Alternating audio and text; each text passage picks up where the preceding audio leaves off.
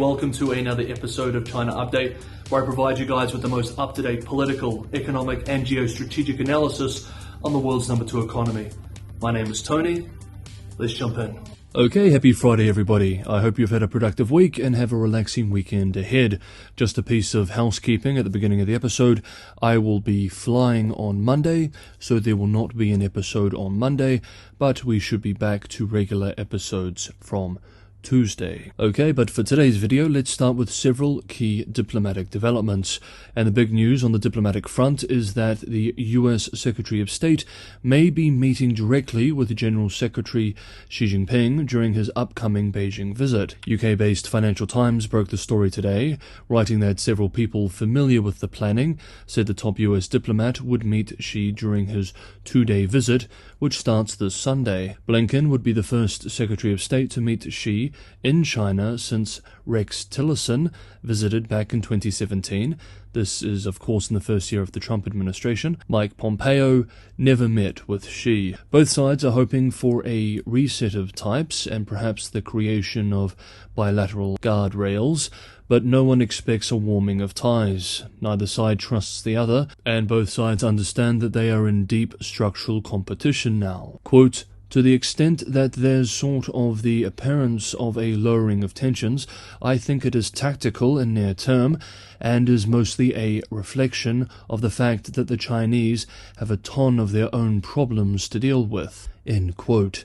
Later this year, Biden and Xi are expected to meet at the G20 summit in India. Then, Chinese ministers are expected to start visiting the US ahead of a gathering of the APEC Forum in San Francisco in November. But for now, we will be following Blinken's trip to Beijing starting this Sunday. And of course, the timing of an alleged Chinese spy balloon floating over the US state of Montana, reports of which have been blowing up in US media, both traditional and social, is not helpful just before this Blinken trip. The US-based Wall Street Journal writes that National Security Advisor Jake Sullivan and other top defense officials briefed President Biden on Wednesday.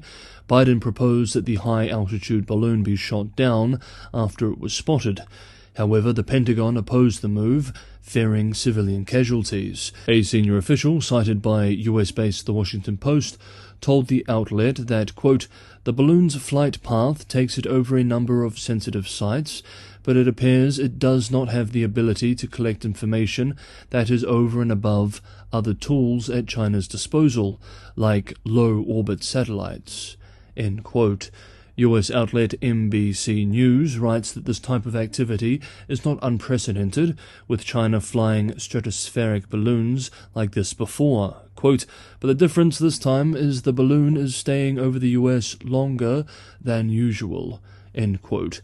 Debate within the US itself regarding how to respond to the balloon is quickly transforming into a major domestic political issue for the Biden White House. Okay, next up on the diplomatic front, on Tuesday, Australian Trade Minister Don Farrell said that he is to hold a virtual meeting next week with his PRC counterpart in a further sign of easing bilateral tensions. The news has raised hopes that Beijing's years-long import bans and restrictions on Australian products may soon see some easing. Commentators have observed that Beijing appears to be seeking a thawing of relations with Australia, a relationship that has been deeply damaged since 2020. Quote, "The PRC appears to be backing away from some of its actions that contributed to a significant deterioration in PRC-Australia relations, without Australia having conceded much of anything of substance. Why they have done so is not clear, but the excellent Beijing to Canberra and Back newsletter has a good post on what may be going on." End quote. Well, with that said, let's have a look. The Beijing and Canberra and Back newsletter, in an article this week titled "Beijing's Back Down and the Role of Canberra's Softer Tone on China," writes, and I'm now quoting the author directly, The last 2 months have seen a rapid, though certainly not complete, recovery in the Australia-China relationship. In December 2022, Canberra and Beijing agreed to what effectively amounts to the planned, though of course not yet fully realised, reopening of a wide range of previously closed high-level diplomatic channels. Canberra hasn't reversed China policy positions that Beijing apparently previously saw as a prerequisite for relationship repair. Yet, diplomatic ties are on the road to normalization, and there are signs that trade relations could follow a similar trajectory, though this is far from guaranteed.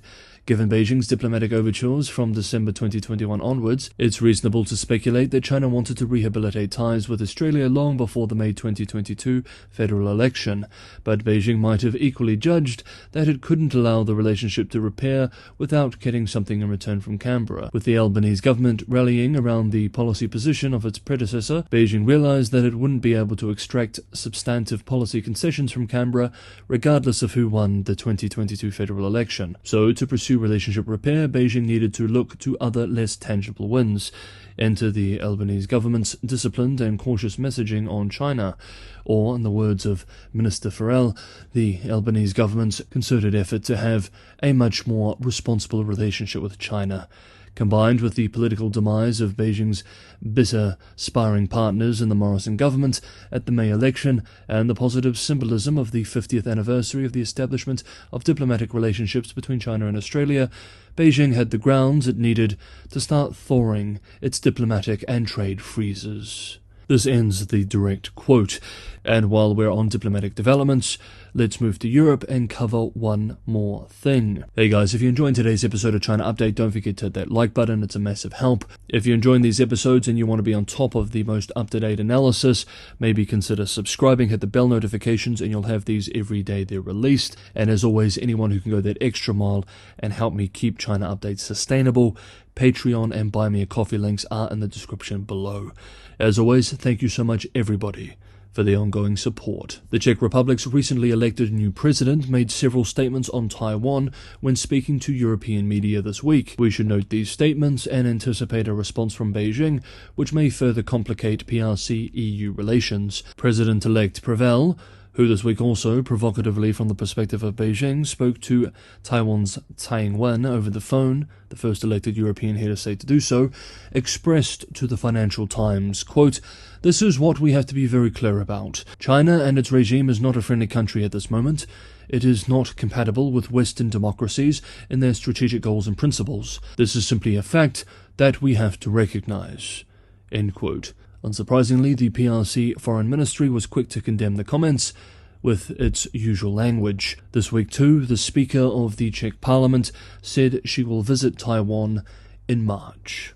Okay, now let's move from diplomatic developments to the housing crisis.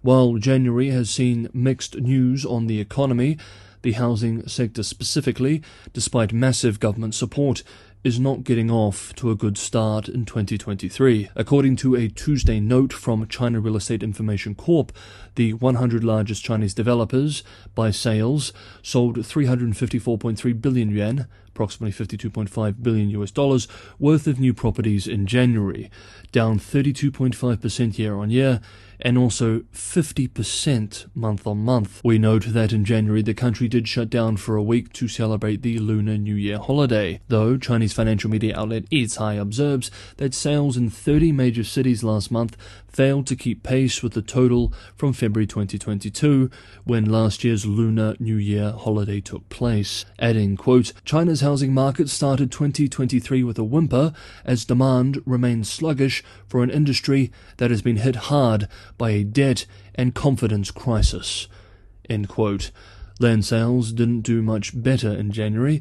According to data from China Index Academy, land use rights by value purchased by China's top 100 developers dropped 29.4% in January year-on-year. We also have a report from China Index Holdings this week.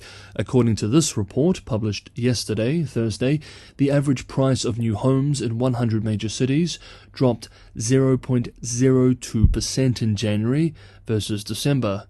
Though a very modest decrease, this is the 7th consecutive month prices have declined, and of course we remember that many local governments have put in place de facto price floors to prevent prices falling through regulatory intervention. Only new homes in first-tier cities saw prices rise. Beijing policymakers will be nervous, despite strong signalling from the government that it wants the sector to grow and massive supportive policies. Households are simply not biting.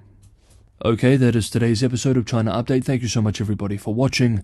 Have a wonderful day wherever you are, and I will see you all tomorrow.